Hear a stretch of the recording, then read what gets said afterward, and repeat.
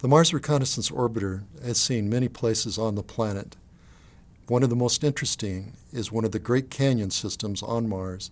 This is a branch of that canyon system called Candor Chasma. You can see the tortured ground that is there, the layers, the many buttes and mesas that poke up above this. The scale of these things is such that we're looking across a couple of miles of territory. There is no vertical exaggeration in the stereo image made by taking images at separate times on separate orbits. Some of these buttes extend up a football field in size. Fault systems that were produced by earthquakes, in this case Marsquakes, give us clues as to whether this is material that was eroded away or actually whether it was deposited and then eroded later. The stress patterns show us the canyon formed first, was filled with material, and eroded away, leaving these buttes, with the buttes being formed by more resistant rock at the top of the buttes, darker in these images.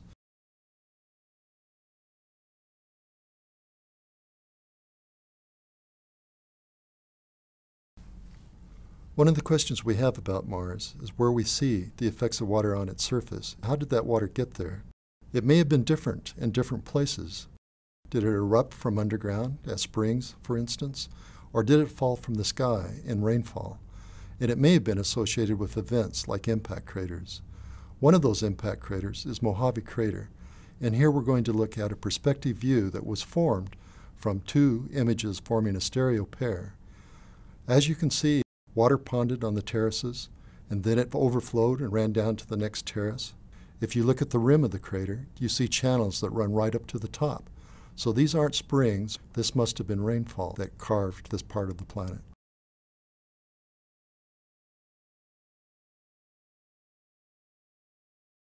The Mars Reconnaissance Orbiter is able to look at not only the structure of the surface, its topography and shape, but also its composition. We're going to zoom into an area called Nili Fossae that is very diverse, and that's shown here in false color. What we're looking at are the mineral signatures, fingerprints that appear in reflected sunlight, although it's at wavelengths that our eyes are not sensitive to. Straight edges are the edges of the images that were taken. We don't have complete coverage. What we're most interested in here are the areas that are colored green. Those are areas in which carbonates are present. Carbonates indicate that here's an environment that could have been conducive to life, and if not life today, it could have preserved the signature of life that may have occurred in the past. That is, the organic molecules should also be preserved today if they were ever produced on its surface.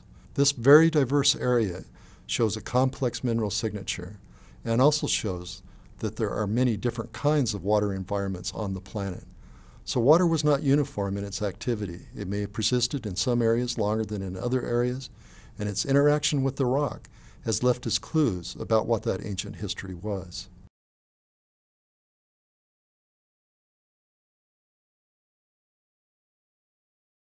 One of the early images taken by the Mars Reconnaissance Orbiter was of Victoria Crater in order to help the Opportunity rover figure out which way to move around the crater as it looked for a way to get down inside.